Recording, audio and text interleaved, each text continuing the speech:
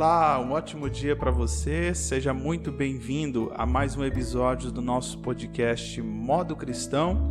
Eu sou o Magno Henrique e aqui a nossa intenção é ouvir e colocar em prática o Evangelho de Jesus para melhor servirmos uns aos outros. E hoje trago mais uma reflexão da Palavra de Deus para nos ajudar a manter o nosso modo cristão ativado. Então vamos lá.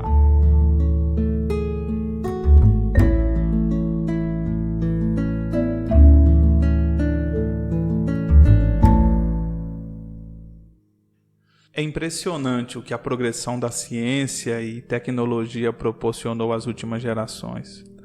Quando lemos Mateus, no capítulo 5, versículo 14, a declaração de Jesus, vós sois a luz do mundo, o cenário de iluminação ambiente é totalmente diferente da nossa realidade atual. A candeia era um pequeno recipiente onde óleo era colocado para alimentar a queima de um pavio, trazendo então a luz que era colocada em um lugar e iluminando todos no recinto. A luz, em sua diversidade de aplicações nas Escrituras, quase sempre nos leva a reflexões cristocêntricas sobre o nosso comportamento, clareza e direcionamento. Digo quase porque há uma luz mencionada nas Escrituras que perdeu o brilho natural quando, na multiplicação do seu comércio, encheu o seu interior de violência e a iniquidade em si foi descoberta. Eu estou falando de Lúcifer, ou, se você preferir, anjo de luz.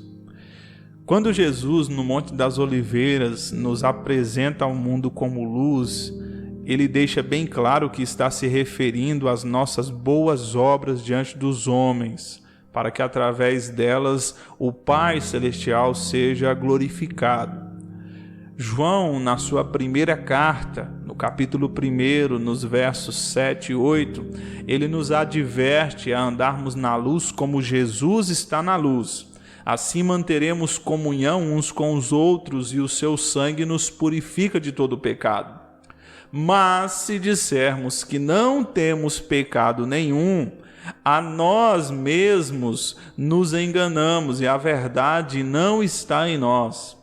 Basicamente, ele está dizendo no versículo 8 que ignorar o pecado existente em nós é se enganar e assim não andamos na luz. A metáfora de Jesus e a exortação de João nos apresentam um polo positivo e outro polo negativo, em que a luz se sustenta, basicamente as boas obras e o pecado existente em nós. Eu vou explicar melhor.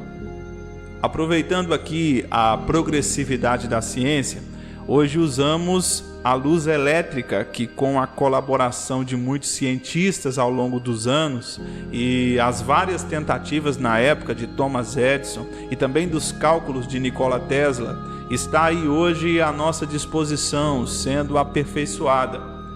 A revelação da palavra também é progressiva e nós somos como a luz elétrica que só pode acender através de um polo positivo e um negativo. Ou seja, só somos luz quando existem as boas obras e o reconhecimento da fragilidade pecaminosa, isso fazendo ligação com o texto de Jesus e o texto do apóstolo João. A declaração de arrependimento por reconhecimento de ser um pecador e a gratidão por receber a notícia de salvação que nos move à obediência.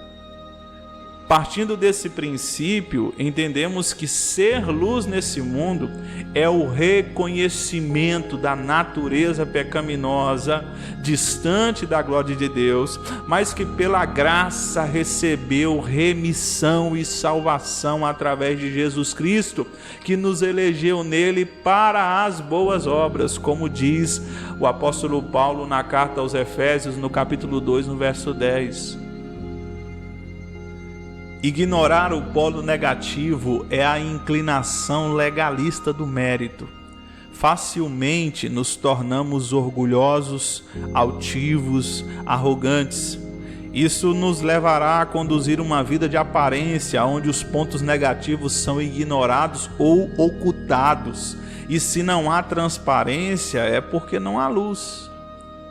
Paulo é um ótimo exemplo para nos fazer entender esse conceito. Em Romanos, no capítulo 7, versículos 22 e 23, ele diz: porque no tocante ao homem interior, eu tenho prazer na lei de Deus, mas vejo nos meus membros outra lei, que guerreando contra a lei da minha mente, me faz prisioneiro da lei do pecado que está nos meus membros. No verso 25, ele declara a sua gratidão sem ignorar o ponto negativo, dizendo: graças a Deus por Jesus Cristo nosso Senhor, de maneira que eu, de mim mesmo, com a mente, sou escravo da lei de Deus, mas segundo a carne, da lei do pecado. Veja que a transparência de Paulo expondo suas crises internas, que são naturais para quem recebeu a luz do Evangelho, mas também carregando consigo a convicção de que a obra de Jesus é suficiente, aonde agora nenhuma condenação há para aqueles que nele se refugiam, é a confirmação de que a luz do Evangelho está atuando com eficácia. Você não é um anjo de luz. Você é um homem chamado para ser luz. A verdade de Cristo respeita a nossa humanidade e por isso trabalha para nos conduzir ao arrependimento e à prática das boas obras. Vocês são a luz do mundo.